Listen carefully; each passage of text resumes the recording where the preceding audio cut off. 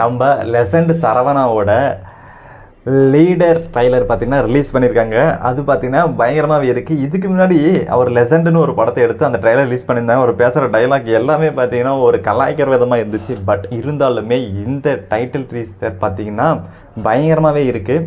அதிகமாக பார்த்திங்கன்னா இந்த சரவணா எதுவுமே பேசவும் கிடையாது.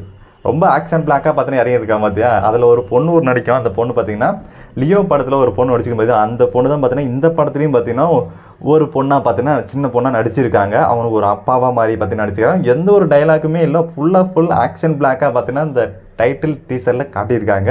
மெயினாக பார்த்தீங்கன்னா ஒரே ஒரு டைலாக்கு தான். ஒருத்தன் வில்லன் வந்து ஒரே ஒரு விஷயத்தை பற்றி கேட்குறான். அதாவது நீ வந்து ஹீரோவான்னு கேட்பான். உடனே அவன் ஒரு விஷயத்த சொல்லுவான். ஒரு பொண்ணுக்கு ஒரு அப்பனா பார்த்தீங்கன்னா நான் எல்லா பொண்ணுக்கும் ஹீரோ தானே அப்படின்ற மாதிரி பார்த்தீங்கன்னா சொல்லுவான். பயங்கரமாக இருந்துச்சு இந்த டைட்டில் டீசர்.